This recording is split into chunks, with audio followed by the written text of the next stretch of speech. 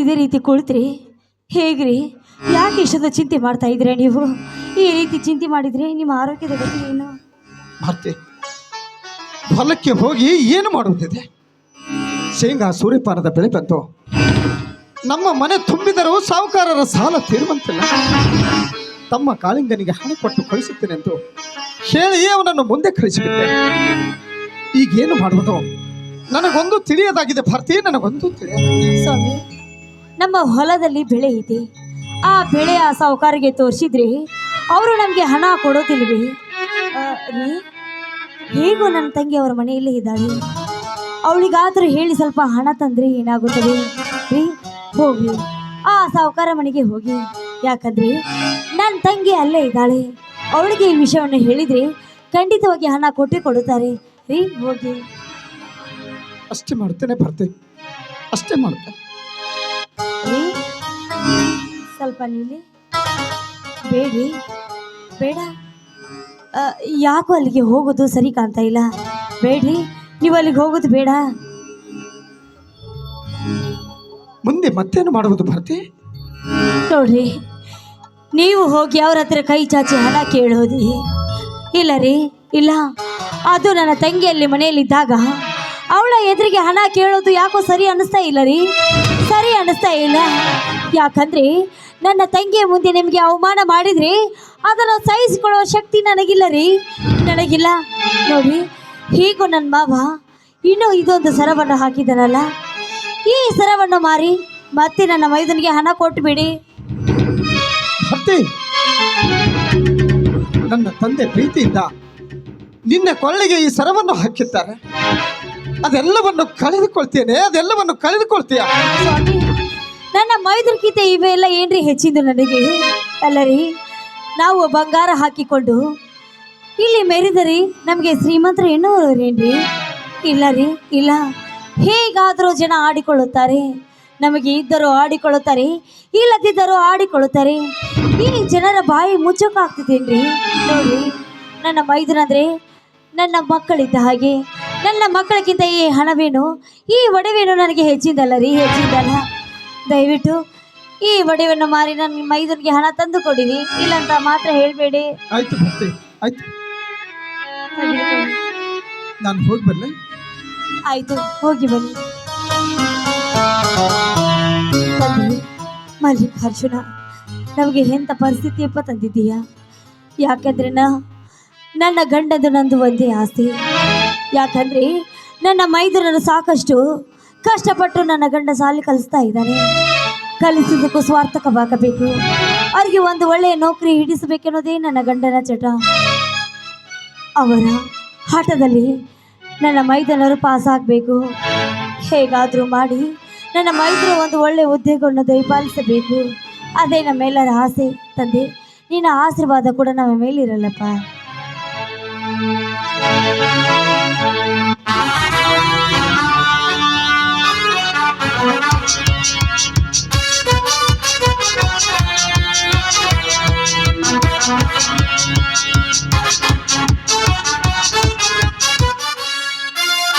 ಭಾರತಿ,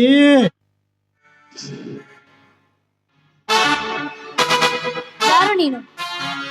ಮೈದನ, ನೀನು ಬರಪ್ಪ, ಈಗ ಬಂದೆಯಾ?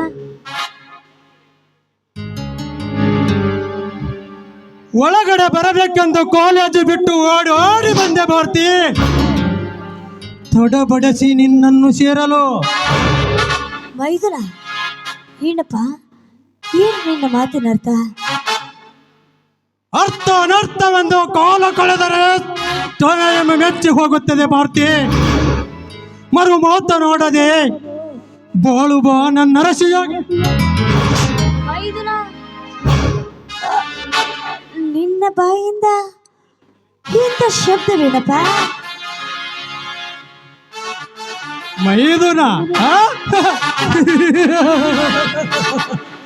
ಯಾರು ನಿನ್ನ ಮೈದುನ? ಸಾಕಷ್ಟು ಹಣ ಹಾಳು ಮಾಡಿ ಸಿಟಿಯಲ್ಲಿ ಕಾಲೇಜ್ ಹುಡುಗಿಯರ ಜೊತೆ ಮಜಾ ಮಾಡುತ್ತಿರುವನಲ್ಲ,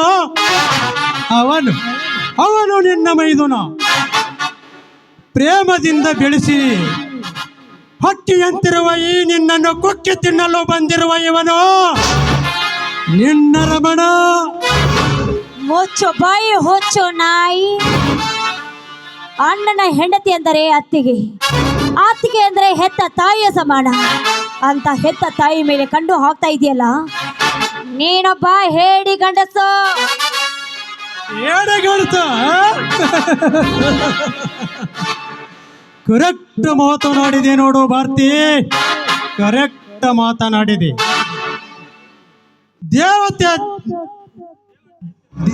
ದೇವತೆ ಅಂತಿರುವ ಅಣ್ಣನು ದೇವರಂತ ಅಣ್ಣನು ನಿಜ. ಧರ್ಮರಾಯನು ಕೂಡ ದೇವರಂತ ಮನುಷ್ಯ. ಸುಗ್ರೀವಿನ ಅಣ್ಣ ವಾಲಿಯು ಅವನು ದೇವರಂತ ಮನುಷ್ಯ. ಅಂತಿಂತ ಮಹಾಪುರುಷರೇ ತಮ್ಮ ತಮ್ಮ ತಮ್ಮ ತಮ್ಮಂದಿರ ಹೆಂಡರ ಜೊತೆ ಸರಸಾಡುವಾಗ ನನ್ನಂತವನ ಪಾಡೇನು? ಥು, ಕಾಮ ತುಂಬಿದ ಪಸುವಿ, ಈ ರೀತಿ ಮಾತನಾಡಲು ನಾಚಿಕೆ ಆಗದಿಲ್ಲವೇ ನಿನ್ನ ಹೇಸಿಗೆ ಜನ್ಮಕ್ಕೆ? ಅಂದು ಸೀತಾ ಮಾತೆ ಮೇಲೆ ಕಣ್ಣು ಹಾಕಿದ ಆ ರಾವಣ ಸ್ಥಿತಿ ಏನಾಯ್ತು ಎನ್ನುವುದು ನೆನಪು ಮಾಡಿಕೊ. ಅದೇ ರೀತಿ ನೀ ಏನಾದರೂ ಹಾರಾಡಲು ಬಂದಿದ್ದೀ ನಿಜವಾದ್ರೆ ಹಾರಾಡುವ ನಿನ್ನ 2 ರೆಕ್ಕೆಯನ್ನು ಕತ್ತರಿಸಿ ಹಾಕುತ್ತೇನೆ, ಎಚ್ಚರವಿರಲಿ. ಎತ್ತರ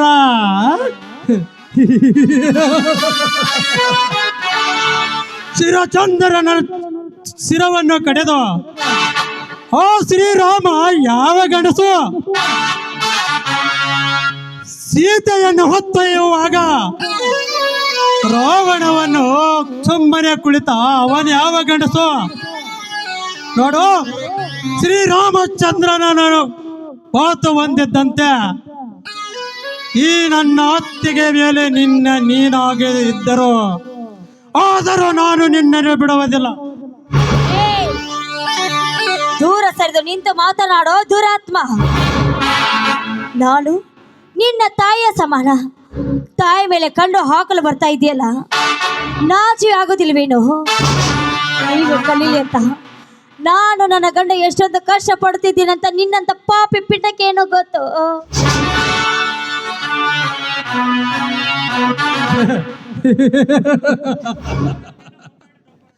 ಸಾಕು ಮಾಡು ನಿನ್ನ ಬೊಂಬೋಟದ ಡಂಬರಾಟವನ್ನು. ಆ ರಾವಣ ನಿನ್ನ ಗಂಡನೊಬ್ಬ ನಿಷ್ಠಾವಂತ ವ್ಯಕ್ತಿ ಎಂದು ಯಾವ ಬಾಯಿಂದ ಹೇಳುತ್ತಿರುವೆ? ಎತ್ತ ಆಸ್ತಿಯನ್ನು ಎತ್ತಿ ಹಾಕಿ ಸಾಕಷ್ಟು ಹಣ ತನ್ನ ಒಡಲ ತುಂಬಿಕೊಂಡು ತಮ್ಮನನ್ನು ಆ ಸಾಲಿ ಕಲಿಸುತ್ತೇನೆಂದು ಜನರ ಎದುರಿಗೆ ಹೇಳಿ ನಮ್ಮ ಮನೆತನದ ಮರ್ಯಾದೆಯನ್ನು ಮಣ್ಣು ಪಾಲು ಮಾಡುತ್ತಿದ್ದಾನಲ್ಲ ನಿನ್ನ ಗಂಡ. ಮುಚ್ಚೋ ಬಾಯ್ನ. ಇನ್ನೊಂದು ಸಾರಿ ಹಗರವಾಗಿ ಮಾತನಾಡಬೇಡ ನನ್ನ ಗಂಡನ ಬಗ್ಗೆ. ನನ್ನ ಗಂಡನ ಗುಣ ನಿನ್ನಂತ ಹೇಸಿ ನಾಯಿಗೇನು ಗೊತ್ತು? ಅವರು ಕಷ್ಟಪಟ್ಟು ಅವರ ಬೆವರು ದುಡಿಯೋದು ನಿಮಗೋಸ್ಕರ. ಅವರು ಎಷ್ಟೊಂದು ಕಷ್ಟಪಟ್ಟು ಸಂಕಟ ಪಡ್ತಾ ಇದ್ದಾರೆ ಅನ್ನೋದು ನಿಮಗೇನು ಗೊತ್ತು? ಹಾಗಾಗಿ ಎಲ್ಲವನ್ನು ಮರೆತು ಅತ್ತಿಗೆ ಮೇಲೆ ಕಣ್ಣು ಹಾಕಲು ಬಂದಿದೆಯಲ್ಲ, ಈ ವಿಷಯ ಏನಾದರೂ ಸಮಾಜಕ್ಕೆ ಗೊತ್ತಾದ್ರೆ ಈ ಸಮಾಜ ಜನ ಎದ್ದು ಬಂದು ಜಾಡ್ಸಿ ಎದೆಗೆ ಓದುತ್ತಾರೆ, ನೆನ್ಪಿರ್ಲಿ. ಸಮಾಜ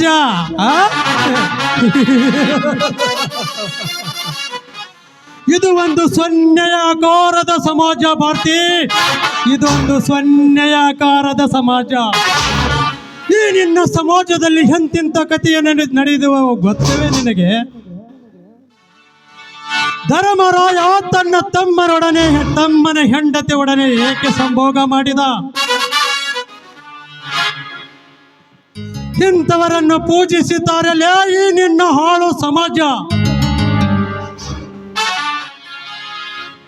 ಬಲ್ಲವರು ಬರೆದಿಟ್ಟ ಕತೆ, ಆದರೆ ನನ್ನ ಮುಂದೆ ವೇದಾಂತ ಹೇಳ್ಬೇಡವು. ಅಷ್ಟಕ್ಕೂ ಅವರ ಕತೆ ನಿನ್ನಂತ ನಾಯಿಗೇನು ಗೊತ್ತು? ಒಂದೇ ಮಾತಲ್ಲೇ ಹೇಳ್ತಾ ಇದ್ದೀನಿ, ಸುಮ್ಮನೆ ನನ್ನನ್ನು ಬಿಟ್ಟು ಹೊರಟು ಹೋಗು ಇಲ್ಲಿಂದ.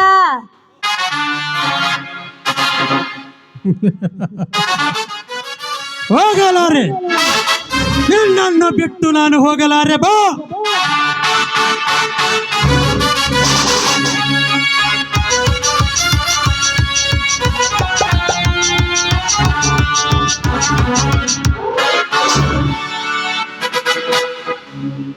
ಛತ್ತ ತಾಯಿಯಂತೆ ತುತ್ತು ಮಾಡಿ ಉಣಿಸಿದ ನಿನ್ನ ಅತ್ತಿಗೆ ಮೈ ಮೇಲೆ ಏರಿ ಹೋಗುವೇನೋ ನೀಚ. ಅಣ್ಣ, ಈ ರೀತಿ ಇಂಥ ಹೇನ ಕೆಲಸಕ್ಕೆ ಕೈ ಹಾಕುವನಲ್ಲ ನಾ ನಿನ್ನ ತಮ್ಮ. ಏಯ್! ಮುಚ್ಚ ಬಾಯಿ ಕತ್ತೆ. ಅಣ್ಣನೆಂದು ಯಾವ ಹೊಲಸು ಬಾಯಿಯಿಂದ ನುಡಿಯುತ್ತಿರುವೆ.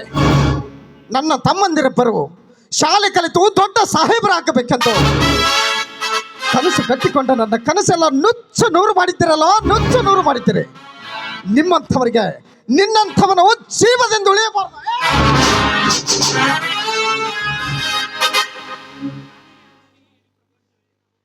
ಹೊಡೆ ಅಣ್ಣ ಹೊಡೆ.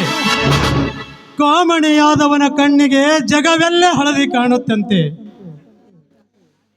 ನಾನೀಗ ನಿನ್ನ ದೃಷ್ಟಿಯಲ್ಲಿ ಕಾಮುಕನಾಗಿ ಕಂಡಿದ್ದೇನೋ ನಿಜ. ಆದರೆ ಅಂಥದ್ದೇನು ನಡೆದಿಲ್ಲ, ನಡೆದಿಲ್ಲ. ಅತ್ತೆಗೆ ನಿಮ್ಮ ಅಣ್ಣ ಹೇಳಿದಂತೆ ಕೇಳುವಂತ ಒಂದೆರಡು ಏಟು ಹಾಕಿದಳು. ಅಷ್ಟಕ್ಕೆ ಆಯ್ತು ಅತ್ತಿಗೆ, ನನ್ನನ್ನು ಕ್ಷಮಿಸಿ ಬಿಡುವಂತ ಅತ್ತಿಗೆ ಕಾಲು ಹಿಡಿಯುತ್ತಿದ್ದೆ. ಅಷ್ಟರಲ್ಲೇ ನೀನು ಬಂದು ತಪ್ಪು ತಿಳಿದುಕೊಂಡು ಬಿಟ್ಟೆ ಅಣ್ಣ, ತಪ್ಪು ತಿಳಿದುಕೊಂಡು. ನನ್ನ ಮಾತಿನ ಮೇಲೆ ನಿನಗೆ ವಿಶ್ವಾಸ ಇರದಿದ್ದರೆ ಈಗಿಂದೀಗಲೇ ಹೇಳಿಬಿಡು ಅಣ್ಣ, ಈ ಮನೆ ಬಿಟ್ಟು ಎಲ್ಲಾದರೂ ದೂರ ಹೋಗುತ್ತೆ. ಕಾಳಿಂಗ, ಏನು ಹೇಳ್ತಾ ಇದೀಯೋ ನೀನು? ನೋಡಣ್ಣ ನೋಡು, ಅತ್ತಿಗೆ ನಾನು ಎಷ್ಟೊಂದು ಪರೆಯಾಗಿ ಬೇಡಿಕೊಂಡರೂ ಕೇಳಲಾರು. ಕಾಳಿಂಗ, ದಯವಿಟ್ಟು ನನ್ನ ಕ್ಷಮಿಸಪ್ಪ.